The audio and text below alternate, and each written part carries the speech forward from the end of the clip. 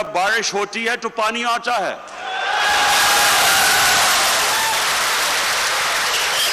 उसने कहा जब ज्यादा बारिश होता है तो ज्यादा पानी आता है।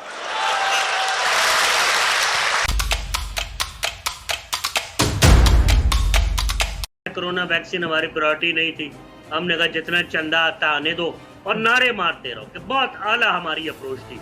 असल मसला ये है कि हम बैठते हैं चंदे की वैक्सीन आ जाए और बाबा आपकी आबादी इतनी है कि 18 साल से ऊपर भी लगनी हो, कब लगेगी?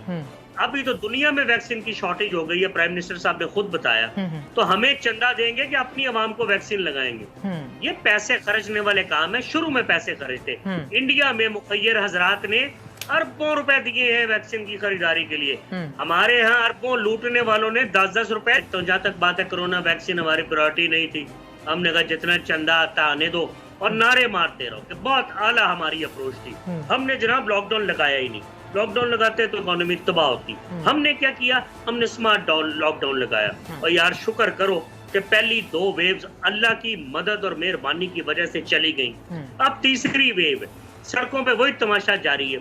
चलिए कल रात तो शबे बारात थी, मैं सड़क पे निकला, बहुत रौनक थी। आज भी रौनक होगी। टिक्के कबाबों वाले कहते हैं कभी कभार पुलिस आती है जी, दुकान बंद करा के चली जाती है, आके खाना शाना खाते हैं, SHO का खाना ले जाते हैं, दुकान फिर खुल जाती है। कौन सा लॉकडाउन? कौन सा लॉकडाउन है मुझे बताएं। यहाँ तो वो तमाशे हुए हैं। ये लोग जो आला ओहदों पे प्रमोट हुए हैं पंजाब में खास तौर पे, जो मैं जानता हूँ कि लोग कोरोना से ठीक हो गए और बाद में गलियां बंद कर दी गई और पूरे मोहल्ले को सजा दे दी गई। यार को खुदा का वास्ता को सीरियसनेस करें। नहीं, उस्मान बुज़दार साहब तो हमें बड़े परेशान नजर आते हैं और उन्होंने काफी जो है वो तजावीज दी हैं और उन पे इम्प्लीमेंट भी मेरे ख्याल में शुरू हो गया। 5 से शुरू हो जाएगा जो उन्होंने हुक्म जारी किया है। सारा कुछ तो खुला हुआ है, कुछ दुकानें बंद हो जाएंगी रात को।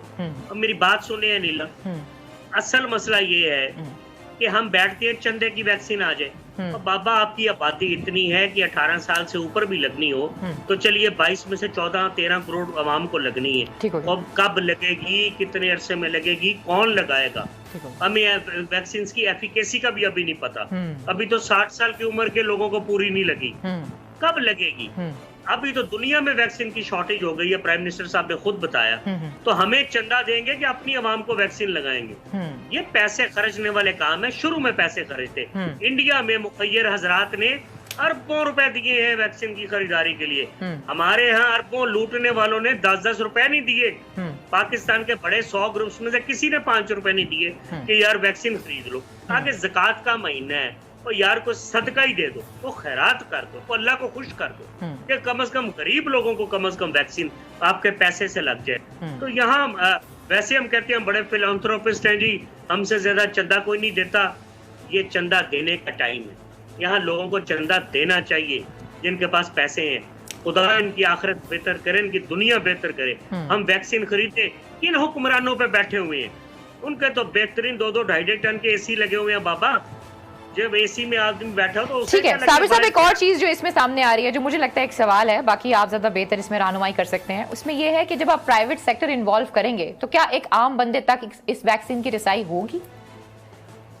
मैंने कहा, मैं नहीं कह रहा प्राइवेट सेक्टर को कोई इंपोर्ट करे, उसको करना भी चाहिए, किया भी है। प्राइवेट सेक्टर से मुराद मेरी affluent businessman, business tycoons, business magnates हैं, बड़े बड़े ग्रुप्स हैं। रिक्वेस्ट की जाए, अव्वल तो उन्हें खुद आना चाहिए सामने, 2-2 अरब रुपया दे, 50-50 करोड़ दे, ताकि हुकूमत उनसे पैसे लेके और बाहर से वैक्सीन खरीदे। अब तो NCOC में फौज भी बैठी है, तो फौज भी बरी उल्जिमा नहीं होगी। कल को कोरोना की वजह से बहुत ज्यादा हालातें हों या तीसरी वेव हमारे काबू ना आए या वेंटिलेटर पूरे ना आए या हॉस्पिटल बेड पूरे ना हो, तो भाई ये बातें पहले अब सोचने वाले। नहीं, आपकी बात बिल्कुल ठीक है। मेरा जो सवाल था वो ये था कि अगर आप प्राइवेट सेक्टर को इन्वॉल्व करते हैं, अगर $10 की एक वैक्सीन है, तो जब प्राइवेट सेक्टर इन्वॉल्व होता है, ये बिजनेस बन गया।